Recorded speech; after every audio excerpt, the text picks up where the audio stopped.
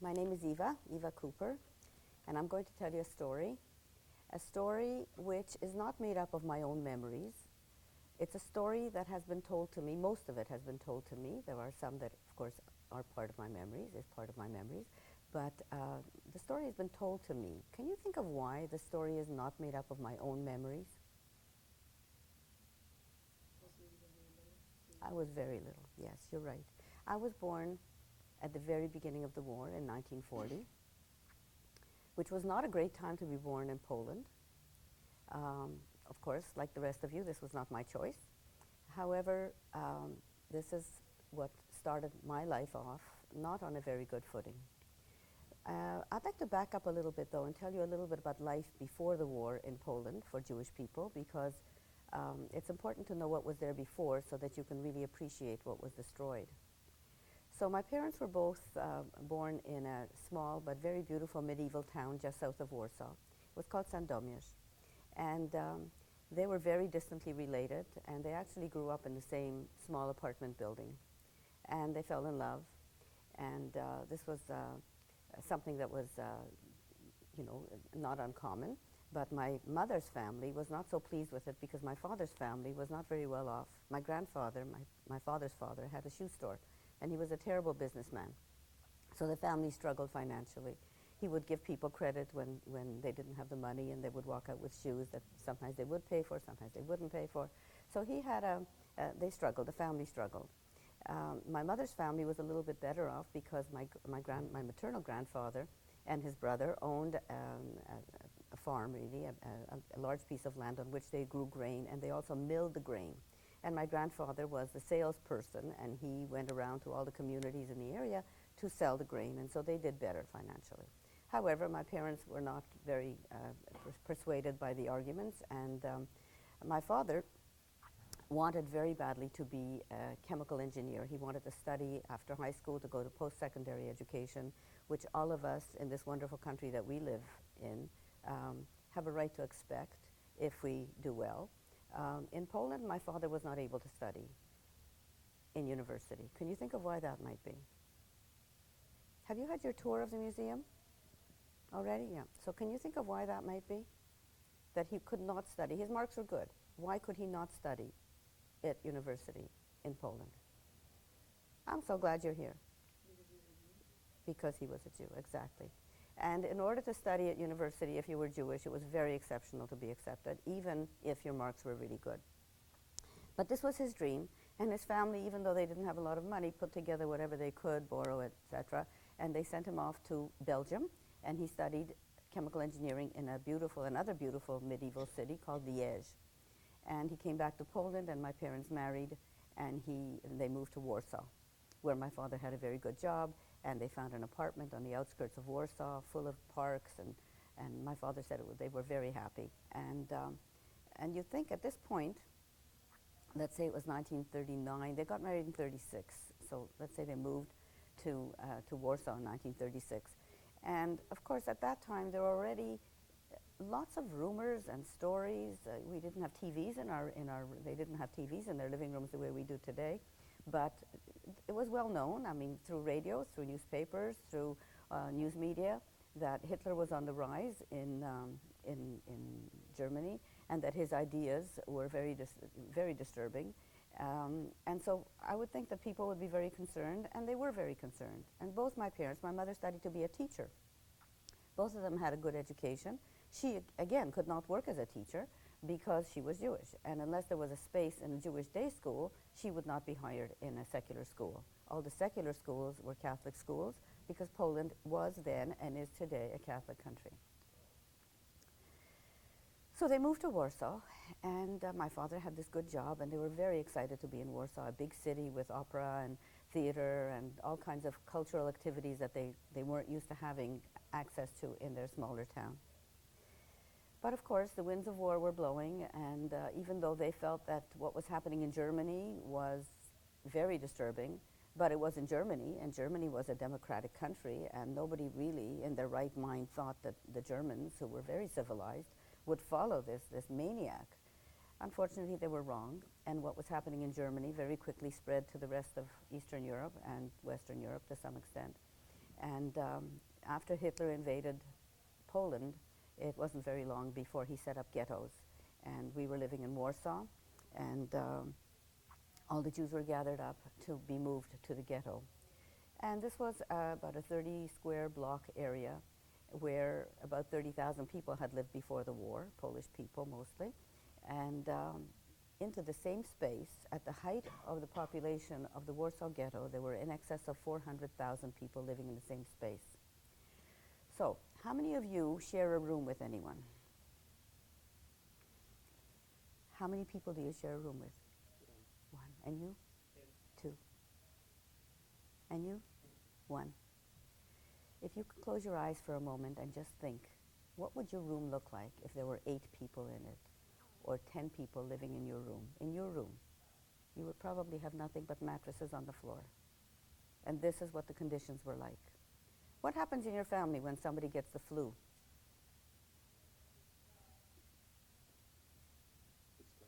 It spreads, that's right. Somebody else is likely to get it. So you can imagine what life was like in the Warsaw Ghetto at the height of its population. People were crowded together. Disease spread rapidly, not only flus and colds, but things like cholera and dysentery and tuberculosis. Tuberculosis is not a disease that we hear about a lot today, although it still exists in the northern part of the country. But at that time, it was rampant and it destroyed the lungs. Dysentery is a disease that you get from impure water, polluted water, water that's filled with bacteria. And of course, you have to think about the place itself, the 30 square blocks. The sewage system, the water supply, was all designed for 30,000 people, not 400,000. So people were living in very crowded conditions. There was no access to medication. There was very little food, and everybody worked. And they didn't work in jobs that they chose to do. They worked as slaves. You were told that this was your job and you had to do it. The Nazis set up what was called the Judenrat, which was a Jewish government of sorts. That's what they called it. Basically, it was a number of people who were prominent in the Jewish community, who were leaders in the Jewish community. And their function in the ghetto and during the war was to carry out the orders of the Nazis. So when an order came, it was the Judenrat that carried it out. For instance, if there would be an edict, an order that you couldn't deny every few days, for X number of people to be gathered together and taken to a certain place. That place was Umschlagplatz, which I'm sure you saw pictures of downstairs. That was the place where the tracks, the train tracks, came up to the side of the ghetto borders. And this is where people were taken for what the Nazis euphemistically called resettlement. Now, life was terrible in the ghetto. As I said, there was disease. There were people dying every day. And every day there were collections of people who had died during the bodies of the people who had died during the night. And people were hungry, they were exhausted, they were sick. And people, when they heard the word resettlement coming from Jewish leaders, many people felt like life couldn't be worse, it had to be better. So some people were very, not pleased maybe, but very willing to get on the trains for resettlement. Other people felt that life was not going to get better and that this probably would be their last trip of their life and that they would be carried by these trains to their death. So every few days, this would happen. An order would come that 200 people, 300 people, 400 people, 500 people had to be gathered up. And when that happened, people tried to hide wherever they could. And one day there was an order that all the men in the area where we lived had to gather in the yard around the factory where my father worked. My father was a chemist, like I told you. His specialty was in the processing of fur, skins, animal skins.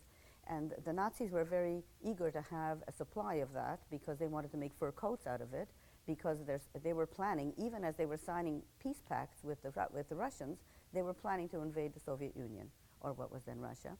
And the climate there is very severe, and so they wanted their troops to be protected so that they could fight during the winter. So my father was the only chemist in this plant, and he had a bit of a privileged position because the production could not go on without him. He was essential to the production of the fur. And whoever worked in that factory, especially the director, if the production wasn't moving on time and certain number of skins were not produced on a daily basis, that man was in trouble. So one day there was this edict, this order, and all the men in the area had to report to the yard, a fenced yard around this factory. And my father was among them. They all went and they walked around talking to each other. The gates were closed, they were not allowed out. And they walked around asking each other, what do you think is happening? What do you think they're doing? What are they doing there? I wonder what we'll find when we come back out. And as soon as the gates were opened, my father ran to the place where our room was. And in the basement of that building where our room was a phone hanging on the wall in the cellar. I said basement, it really is a cellar. It was an earthen floor and stone walls, and there was a phone hanging on the wall. And that phone could be used to make calls going out, outgoing calls, but you couldn't receive calls there. And my father had arranged that if there was a problem, if there was some kind of an issue, because we were not alone in that room. There were people, like I told you, there could be 8 people, 10 people, 12 people in a room. In our room, we were really, really, really lucky because there were only 5 of us, my parents and myself, and my mother's adult cousin and her daughter, her adult daughter. Now, this same cousin had another daughter.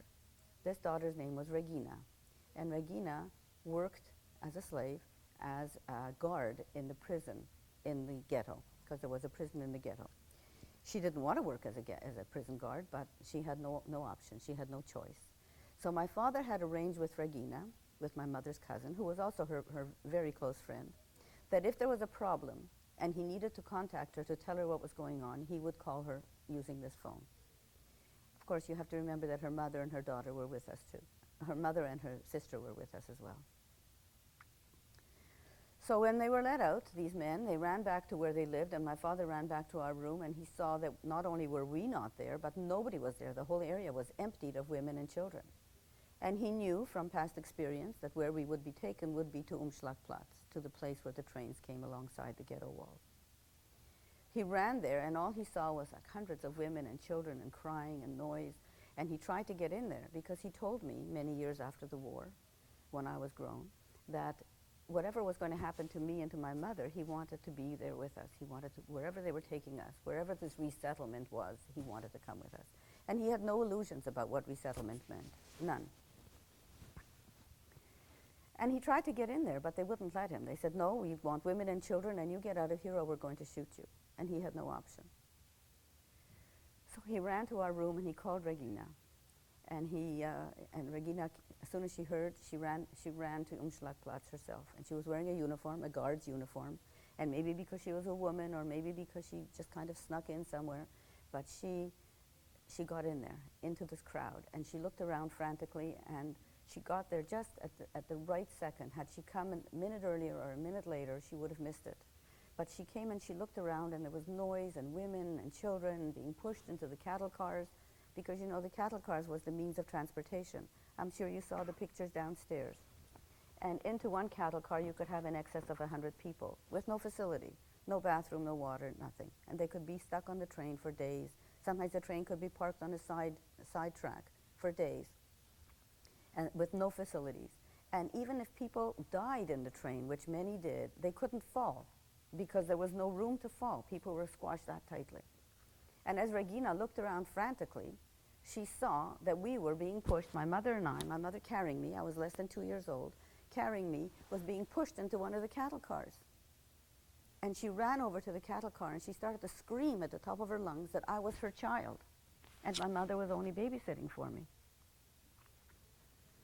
And I don't know why. I don't know for what reason. I don't know by what miracle, but this is the first miracle of my survival.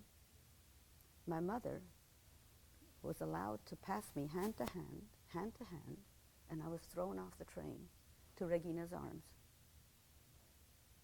And the door of the cattle car closed, and eventually the train pulled away. And that was the last that anyone saw of my mother, or of Regina's mother, or her sister, or any of the other hundreds of women and children who were on that train. I often think of that moment. As an adult, not as a child, but as an adult, I often think of that moment. What would your parents do if your life was threatened? What do you think they would do if your life was threatened? Not even in this situation, but in any situation where they felt that you were threatened. What do you think they would do? Nobody knows. Yes. They would try to help you. How would they try to help you? Yes. They would try to do anything to keep you safe. You're right. They would try to protect you. The instinct of a parent is to hold their child close in times of danger, to keep them with them, to protect them with their own life and with their own body if need be. And here my mother, having no illusions about where she was going, knew that the tiniest little chance that I had of survival was for her to part from me, to pass me off. How hard that must have been for her, how heartbreaking, and how brave. And Regina, whose mother and sister were on the train. She couldn't save them. She knew she couldn't save my mother. How brave of her to take her life in her hands, because they could have shot her right on the spot. This wasn't something that was done.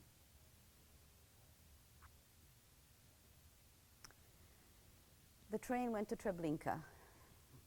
Have you heard of Treblinka?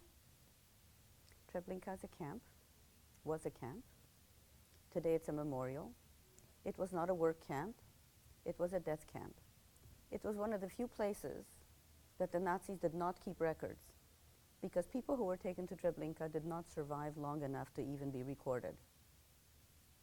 The lifespan of somebody getting off those trains, being stripped of their belongings, their clothing, everything, and being gassed to death was about 45 minutes. And that's where my mother was murdered, along with hundreds and hundreds of thousands of other people.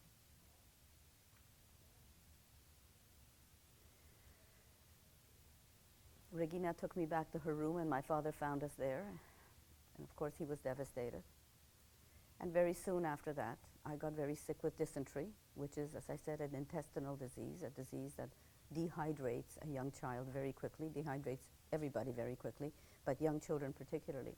And it doesn't take very long. It's a matter of hours or a few days where somebody would die.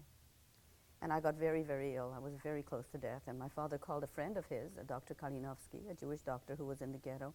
He begged him, please come over and have a look. And he came over and he looked at me and he examined me and he said, there's nothing I can do for her. I need rehydrating solution. She's lost too much fluid. She will be dead within 12 hours if something doesn't happen to rehydrate her. And my father, desperate, ran to the factory and he spoke to the director of the factory. And he asked him, please, he said, begged him, please. He said, you go home. This was a man who was not Jewish, who was Polish, and who was allowed to go back and in and out of the ghetto. He went home every night and then came back to work the next day.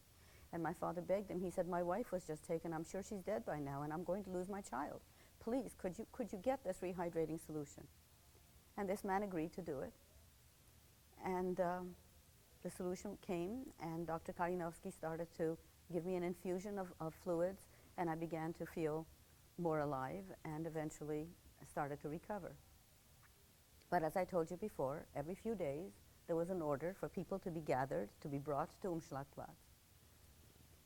And every time there was an order like that, people scattered, and they tried to look for a place to hide, anywhere, like rats scattering just for cover, anywhere, in an attic, in a cellar, behind a cupboard, anywhere.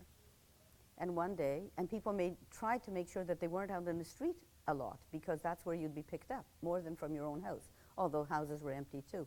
As when my mother was taken, the whole area was emptied out.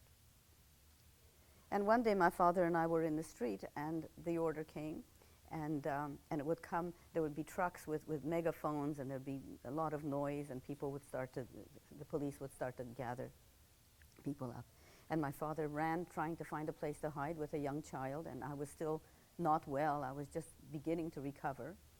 And he couldn't find any place. And finally he ran into this building and ran down to the cellar, and there were already people hidden there. It was a factory building.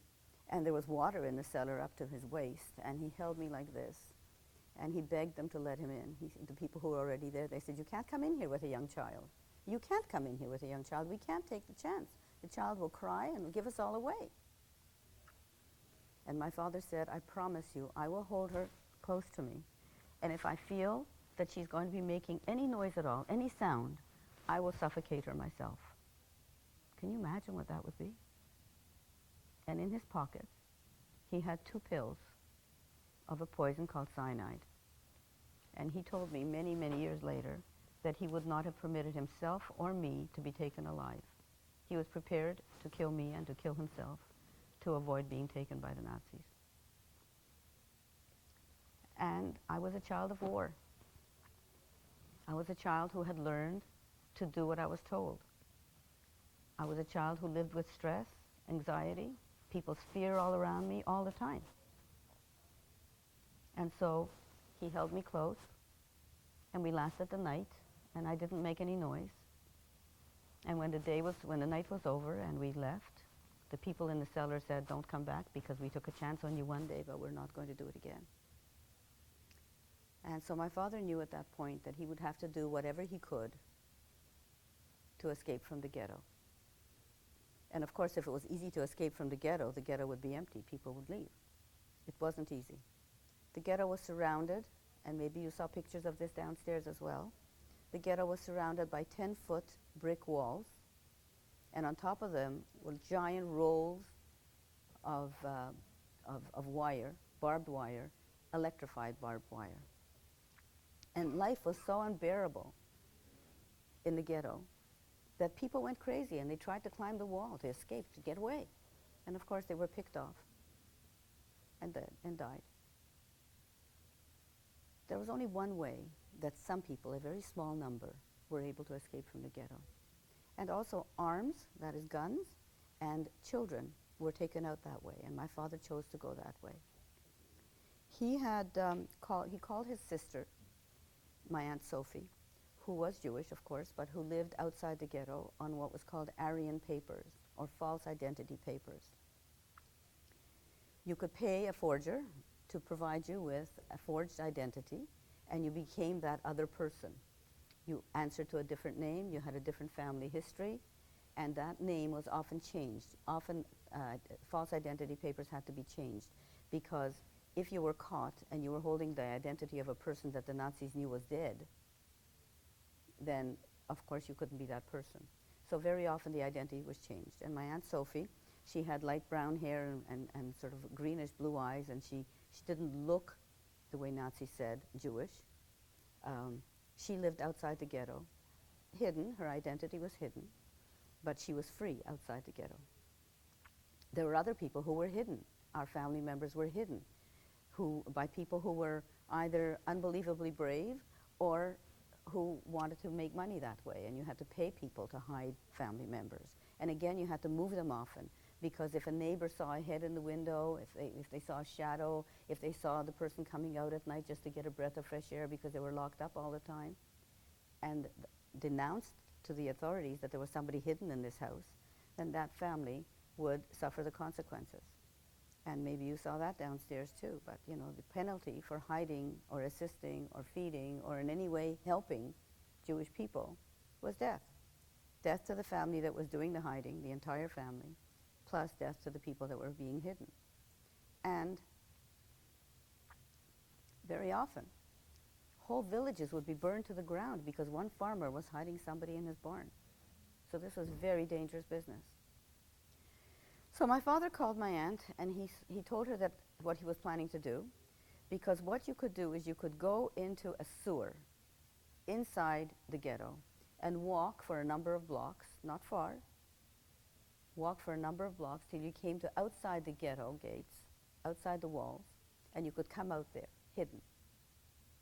Now this was very dangerous business too, because if anybody saw you, they just opened the cover of the sewer and they shot. Also, I don't know if any of you have had the experience of just even looking from the street down into a sewer. And the sewers that we see in the street are just runoff sewers for rain.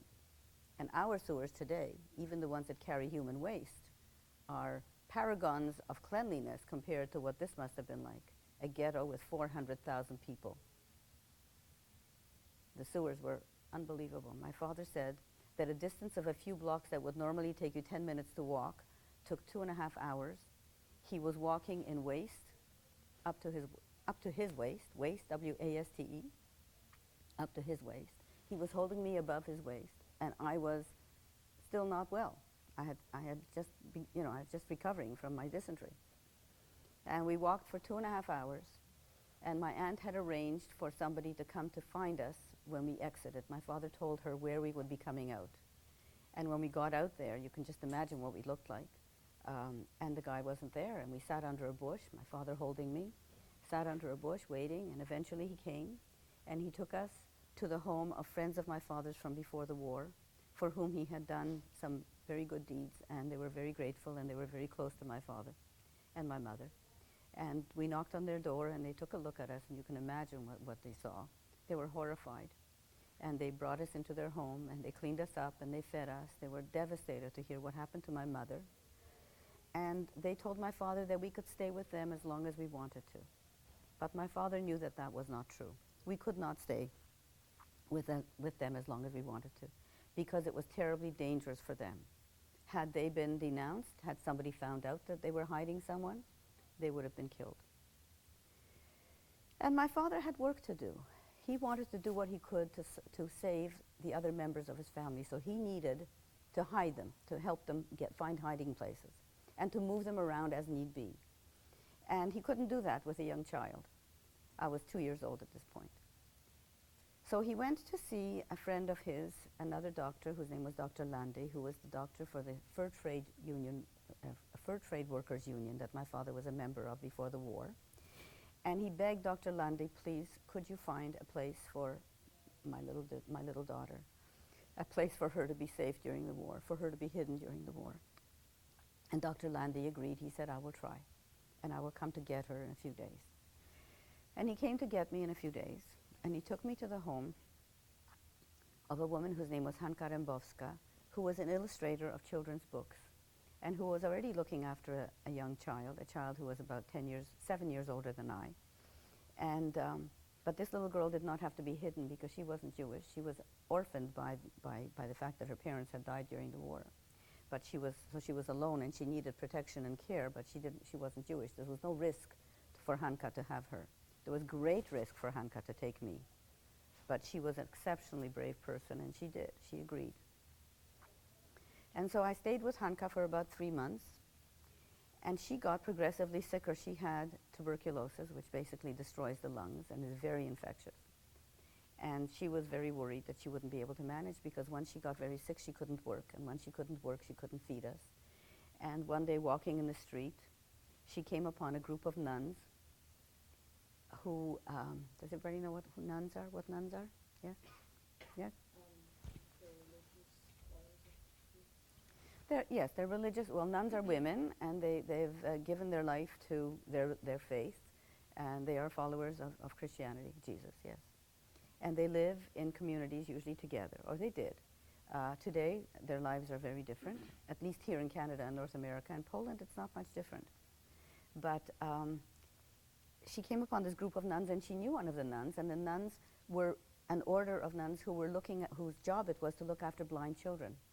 And so she came to, when she met them, she was very happy to see them, and she went over to the nun that she knew, and she begged her, please, she said, could you take my little girls? You're already looking after children, and I'm sick, I have tuberculosis, I'm afraid that even if they survive the war, they'll die from tuberculosis. Please, could you take them? I don't even have money to feed them anymore. She begged her, and the nun agreed, and that's how I spent the rest of the war. I spent the rest of the war with the nuns in a farmhouse in the south of Poland. We were a number of children. Only Sophie, this other little girl from Hanka, and me were the children who could see. The others were all boys, and they were not sighted. They could not see. They were all blind. And we lived in this farmhouse, and this is where my own memories kick in a little bit. Very vague, because at this point I was only 3. I was with them from the time I was 3 to the time I was almost 6. So it's 3 years. And most of you probably have some memories from the time that you were 4 or 5 or 6, not much before. So I remember certain things. I remember that we were very poor, that the nuns didn't have much, and that we were in a farmhouse which was a bit of a dump, actually, and it was on the top of a hill, and all around was the village. And when Nazis came to the village, because they would visit different villages to renew their supplies, to get food, to get whatever they needed, and they would give people a piece of paper if they took their cow or if they took their crops, and they would say, here, after the war you can claim this. But of course nobody could claim anything. And so it was really important for people to be alerted when they were on their way to their village, because they needed to hide whatever they could hide so that the Nazis wouldn't take it.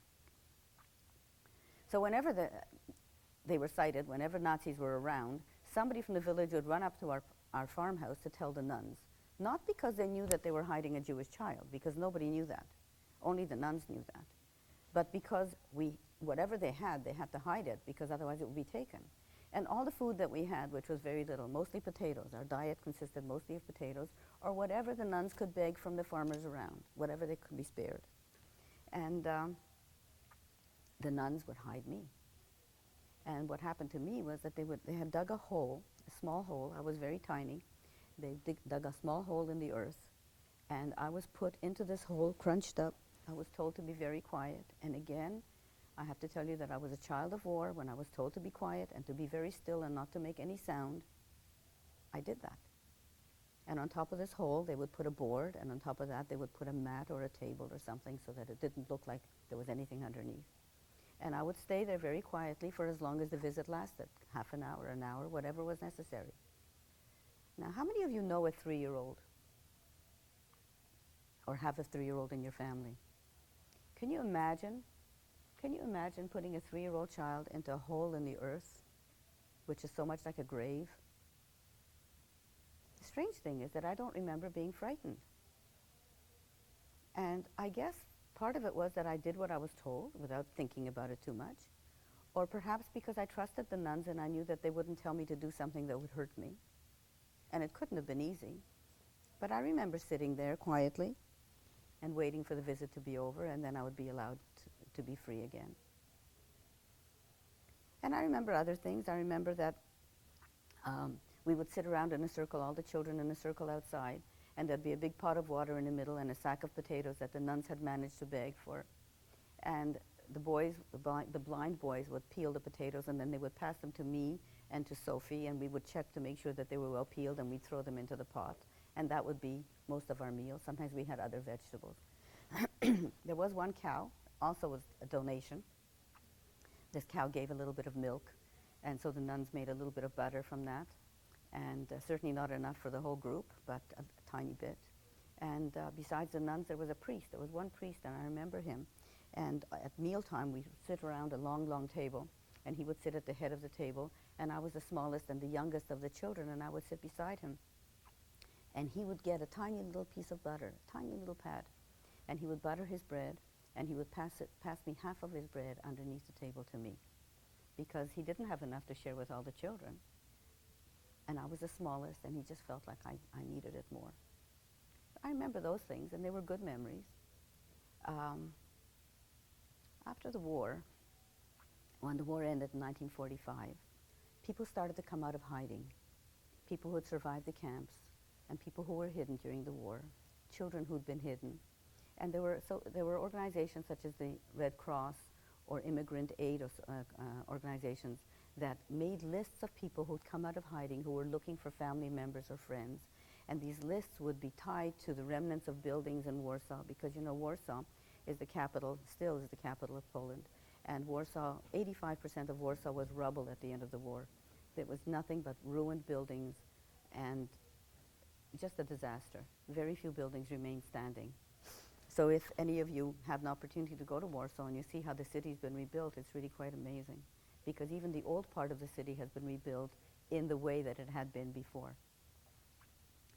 But at that time, it was just rubble. And these long lists, thick lists of paper would be tied to remnants of buildings or to lampposts, and people would line up for hours to have a look through all these pages, looking for a name of somebody that they wanted to find, a relative, a friend, somebody from their town. And then they would go to those organizations and they would try to trace where that person was last registered. And so one of these things, either on the radio, where they also read lots and lots of names of people who'd come out of hiding, or on one of these lists, my aunt saw my name or heard my name, and she didn't tell my father because she was afraid that if it turned out not to be me, he would be very disappointed. And so she came to get me where I was with the nuns. And I remember her coming, and I remember going with her. And again, I would think that would be traumatic, because I didn't remember her for sure. I'd been there for 3 years. I'd been taken before I was 3. And I didn't know her very well before. So amazing. But I went with her, and she took me to my father. And again, I don't remember my reunion with my father, probably because I didn't remember him either. And I lived with my father after the war, and with my aunt for a number of years. And my father remarried in 1947, and in 1948 we came to Canada. But when I lived in Poland before we came to Canada, I went to school, obviously. I was of school age. And the school I went to was a Catholic school, and we lived as non-Jews, even after the war. And this is what's so sad, tragic, is that even after the war, after all the atrocities, after all that had happened, Poland was still a very anti-Semitic country. And it wasn't safe to tell a young child that she was Jewish, because every little girl has a special friend to tell a secret to. And that if you were Jewish, you weren't murdered the way the Nazis murdered people, but you would lose your job. You would have other discriminating things happen to you.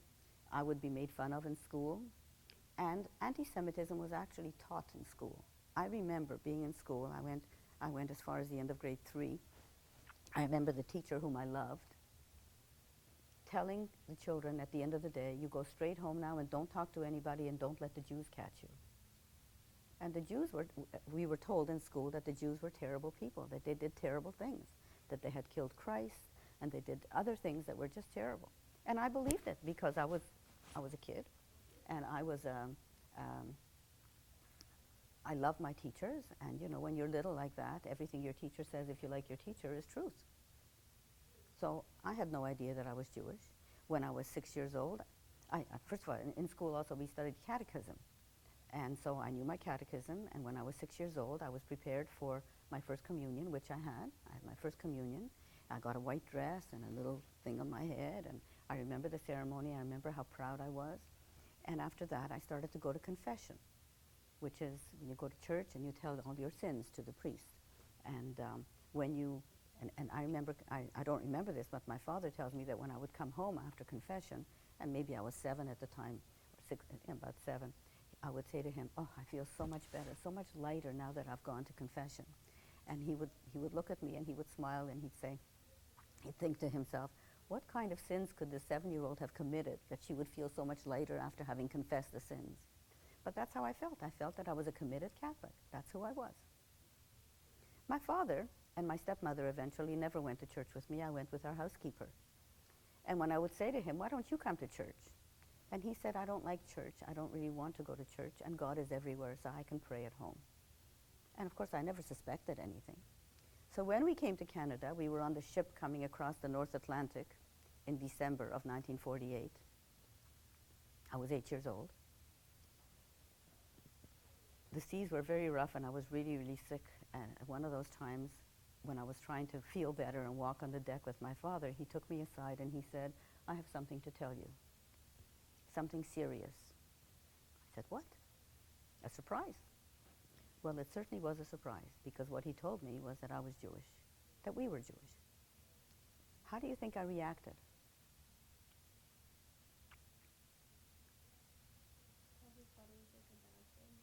Terrible thing. You're right. I was horrified. And I fought with him, and I said, no, it's not true. I'm not Jewish. Maybe you're Jewish, but I'm not Jewish. And I absolutely refused to believe it. Everything that I thought I was then a lie. And I just could not accept it. And I have to tell you quite honestly that it took me many years to feel really comfortable with being Jewish and to feel a pride in who my people were and in my history. It took a long time. Because those kinds of seeds of anti-Semitism are deep. And when you're taught them when you're a child, it's not easy to overcome them, even when logically you know that it's not true, because the Jews did not kill Jesus, and the Jews did not do terrible things. But that's what you're taught, so that's what you believe as a young child. So we settled in Toronto for a year and then moved to Montreal, because my father spoke French, because he had studied in Belgium, remember? So he spoke French well, and he thought if we lived in Montreal, at least we would all speak one language of the country, because none of us spoke English very well. Although I went to camp, the summer camp, the first summer that we were here, on the advice of my teacher in Toronto, and I came back speaking quite nicely. It's much easier for a child, but immigration for adults is very, very difficult. And it took a while before my parents were comfortable in English, or my father and my stepmother. So I grew up here in Montreal. I went to school, I had friends. I was an only child, so I had a lot of friends because I needed to have company. And I went to university. I became a teacher and had a very long and wonderful career in education and administration and all kinds of human relations kind of things. And I also, of course, when I grew up, I married and I had children. I have 3 children. And the story of my survival, our Holocaust history, was not a secret to them. They knew everything I knew, which is basically what you know up to this time of my story. And because as a child, I didn't ask a lot of my father. Now and then he would say something, and if I asked something, he would have trouble sleeping for a while. And I'd like to tell you that I was such a good daughter that I didn't want to disturb his sleep. But the fact is, I really didn't want to hear about it. I wanted to be a Canadian kid and grow up like you're growing up. I wanted to do the things that you do and not to be burdened with this terrible history. And I regret some of that now. But of course, it's too late. And I have been able to learn so much. I've been so fortunate. Because, as I said, my children knew my story. But it wasn't something that was in the forefront of our lives. We didn't talk about it all the time or think about it all the time. But I have 2 daughters and a son, and my younger daughter, whose name is Felisa, she's named for my mother, whose name was Fela. She was very interested in the Holocaust. She was very interested in hearing about it, reading about it. All my kids read about it. But she was really sort of obsessed with it in a sense. And she felt, as she grew up, that I had not paid enough attention to that part of our history, that I had not really considered the damage that this did to my parents, to my mother, it killed her, but to my father, to me, to my stepmother, who was also a survivor of the Holocaust, and to them, to my kids. And she wanted very badly to go to Poland with me and to retrace our family history and maybe to learn something more. And I was not interested. I had no relatives in Poland. I had no reason to go back. And it wasn't until 2005 when, through a series of circumstances, we decided that we would go back to Poland. We, meaning my husband and myself and a cousin and his wife. And I invited my daughter, Felisa, who was very interested, to come with us. She didn't want to come with us. She said, I don't want to go with a whole lot of people. I just want to go with you. And so I went with my husband and my cousins for the first 16 days of our trip. And then they left, and I waited in Poland for my daughter to arrive. And she and I did a trip of 12 days retracing our family history. Now, the day before I left, I had, a few weeks before I left, I started to research the trip. And I got on the internet and I researched convents in the south part of Poland, which is where I knew the convent was, where I was hidden, or the place where I was hidden. And I found three convents, and I called them. I speak Polish, so I called them. And they told me that, one of them told me that, yes, they did have children during the war that they were taken care of, and that some of the children were blind. And so I was very excited, and I told them I would like to come and see them, and they invited me to come. And so I made an appointment to go when my daughter was with me, not when the rest of my family was with me. And the night before I left, I do a lot of volunteer work besides speaking to audiences like you. And one of the places I volunteer is a women's shelter for people who live with conjugal violence, with violence in their family. And I went to a meeting the night before I left and sat next to a friend who told me that she too was going to Poland, and that she had heard, she was going way after we were, and she had heard of a man, an American man whose name is Yale Reisner, who's a genealogist in Warsaw. And she would go, when she got home, she would call me that night because I was leaving the next day, and she would give me his number so that I could call him because she was sure that he could help me. Now, I took his number, and but I didn't feel compelled to call him because I thought, well, I don't really need help. I have the number and the address of this convent that I'm going to, where in all likelihood I was hidden. But when we got to Poland, I thought, well, you know, it's almost rude because she's going to come to Poland and she's going to meet with him as well, and I should really call. So I called, and I told him what I was doing there, that I was there from Canada, and I told him a little bit of the beginning of my story. And he said, look, he said, I would love to help you. And he said, I'm sure I can help you. Can you come and see me tomorrow? But I have a very, very busy day. And so I will, you may have to wait a little bit. Is that okay? And I said, yes, it's fine. So we took a taxi, my cousins and my husband and I took a taxi the next day to the Jewish Historical Institute, where Yale had an office. And he told us to call when we got to the lobby. I called him. I told him we were there. And he said, I'm so busy. I've got somebody with me right now, but as soon as I'm free, I'll come to find you. Can you wait? And I said, yes, we could wait. And I had seen in the lobby that there was an exhibit, a photo exhibit, which I think is a permanent exhibit, of life in the Warsaw Ghetto, taken by Nazi officers on their day off. And there were many, many photographs with lots of writing and a film in 4 different languages that played over and over.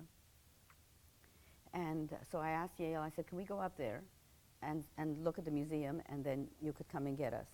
And he said, sure.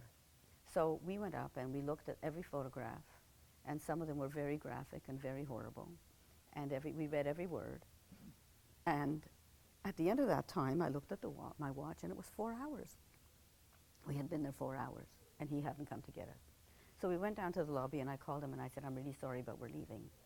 And he said, oh, I feel so terrible. This is taking much longer than I thought. I need another 15 minutes. Please don't leave. Please let me at least shake your hand. So I went to my family, and I said, okay, we have to wait another 15 minutes. And they said, are you crazy? We've been here all day. It was my husband's last day in Warsaw. I was going to be there the next day because my daughter was coming the day after. My cousins were going off to search for his family, for his birth roots, because he was born in Poland after the war, in another part of the country. So this was their last day in Warsaw. And they said, what are you waiting for? You don't even need this man. You have the information you need. You have an appointment in the convent. Let's go. And I'm not the kind of person to wait 4 hours quietly, patiently, for something I don't even need. And so it was unusual, but there was something about the situation where I said to them, we've invested 4 hours. I can't go. I want to see him. Please, let's wait. And they said, no, we're not waiting. Let's go. And I said, well, then you go, and I'm staying. And I refused to leave, and of course they stayed with me. And he came down, and he took us up to his office, and I started to tell him my story, and this was a tiny office filled with boxes and papers, the most disorganized place I've ever seen in my life. And he had bookshelves along one side with 3 layers of books. And when I started to tell him that I was a hidden child, I was hidden in the south of Poland in a convent, he jumped out of his seat and he ran to his bookshelf and he grabbed one of the books, which was called Your Life is Worth Mine. And it was a book written as a PhD thesis by a woman whose name was Eva Kuper. And it wasn't a story. It was a series of paragraphs which documented Jewish children saved in convents during the war. And he flipped through the pages and he read a paragraph that said that there was a sister, a nun, whose name was Klara Jaroszynska, who in Zakopane, which is in the south of Poland, saved the life of one Jewish little girl. And we just sat there looking at him, and we were flabbergasted, and we all knew that this little girl was me. And he gave me the contact information, and we left.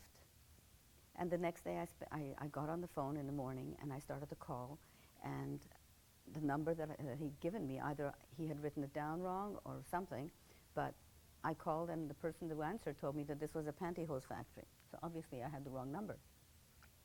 And it took me the rest of the day to find Yale. By the time I found him, it was evening, and it was too late to call. So I went to sleep. And the next morning, I got to the airport early to pick up my daughter. We came back to our room, and she fell asleep on the bed behind me, having jet lag. And I got on the phone, and I called, and this time I got a nun on the phone. I didn't know who to ask for. And so I asked for the Mother Superior. I figured I might as well start at the top. And she told me that Mother Superior was traveling. So I had organized a tour guide to take us around Warsaw for my daughter to see some of the things that we had seen with my cousins and my husband. But I woke her up, and I told her what had happened, and we were beyond excited, both of us, and I was a little nervous. We ran downstairs to meet our tour guide, and I told him that we were not able to stay with him as long as we had planned, because by 5 o'clock we have to be in this place called Laski, which is just south of Warsaw, and we have no idea how to get there. And would he help us get there? Could he tell me how to get there? And he said, can't get there. He said, you have to take a train and buses. He says, it's too complicated. He says, I'll take you. I said, but I want to visit with this woman. And he said, well, she's 94 years old. You're not going to be there very long. I will wait for you. And so that's what happened. We stopped on the way to the convent to see, at a florist shop, to get a big bouquet of flowers, because since Sister Klara was blind, I wanted to bring her something that she could sense with all her other senses. And we got there, and we met the nun that I had spoken to over the phone. And she took us to the house where the older nuns lived, and the door opened, and out came this woman, and she was supported on either side by another nun, 2 other nuns. And they told her that I was there, and she dropped her arms from these other 2 women, and she just opened her arms like this to me. And I ran into her arms, and we held each other, and she cried, and I cried. And you have to remember that I did not remember her at all. I didn't remember her face, her voice, nothing. And yet, when I was in her arms, and she was holding me, and I was holding her, I felt like I'd come home. I felt her love. And I guess I just call it emotional memory. Something in me remembered this feeling, this woman. And we sat for a couple of hours on the porch of the house where she lived, and we talked, and we recalled. I told her my memory, she told me hers, and she was very excited. She remembered everything. She told me all kinds of stories that I didn't know. And she told her friend, Sister Ruth, with whom I'm still in touch, she told her, remember 2 weeks ago I was telling you about my little Evunia? She said, I never forgot about you. And she says, look at this. She said, 60 years later, God has brought her back to me. And she said that when my aunt came to get me, she was away. And so when she came back, I was gone. And she never knew where I went. She never heard from us again, because my father did not know who they were. Somehow the connection was never made, because we sent parcels to people in Poland who had saved relatives for years after we came to Canada. And for sure he would have tried to help them in some way had he known. And Sister Klara and I we fell in love with each other all over again. And she told me that when she met Hanka Rembowska with Sophie and with me being held by the hand in the street, and when she agreed to take me, she really wasn't convinced that she should be doing that. But she said, I dropped Hanka's hand, and I ran over to her, and I grabbed her around the leg, and I lifted my eyes, and I looked at her, and I said, pick me up. And she said she lifted me, and I was this tiny little thing. She said, you were 3 years old, but you were like an 18-month-old. She said, and I cuddled into her shoulder, and she said, she just fell in love with me, and she knew that she had to take me. Because my daughter, who doesn't speak Polish, asked me to ask her, were you not scared? I mean, how did you have the courage to take her when you had all these other children? I thought there were a lot of children. She told me there were only 7 boys. I kind of remembered more. She said, you had all the other children, you had all the nuns and the priests, they were all your responsibility, and here you were taking a Jewish child where, if found out, they would all be killed. And she said, I was brought up to do what was right in life. Her parents and her sister saved other Jewish people. And one of the families that Sister Klara saved, after the Russians, because you see, the Russians liberated Poland from the Nazis in 1945. But they forgot to go home until 1989. That was a long time. And Poland in those years was behind the Iron Curtain. That was under the control of Russia, and was really kind of cut off from the Western world. But in 1989, when that was lifted, the family that Sister Klara and her parents had saved, who had emigrated to Israel after the war, came back looking for her. And they brought her back to Israel with them, and this was the first of 8 trips that she took to Israel. And they did all the paperwork to get her registered as among the righteous in Yad Vashem, which is the Holocaust Museum in Israel, a very amazing place. And it's a lot of paperwork. It's not easy to do, and they did all that. And then she came back to Israel for another 8 trips, and she made many, many connections. Once she came back because she was the guest of the Israeli government. She came to unveil a plaque, a big brass plaque with the names of many Polish people who had saved Jews. And I have a photograph of her on one side at Yad Vashem, at this museum, and on the other side is Lech Wałęsa, who was then the president of Poland, and they're unveiling this plaque. She made many, many connections. And in Israel. And in fact, when she died at the age of 99 in 2010, several people came from Israel for her funeral. And I spoke to her at least every 3 or 4 weeks for the rest of her life. We had a wonderful relationship. It's an amazing, amazing story of goodness at the time of evil. And it changed my life. Meeting her after the war changed my life because I realized that she had given me a gift that was so precious. She had given me the gift of love. Because if a 3-year-old child has no one to love them for 3 years at that time, they can't possibly grow up to be a loving, full person who is able to give and to love and to contribute to her community, to her family.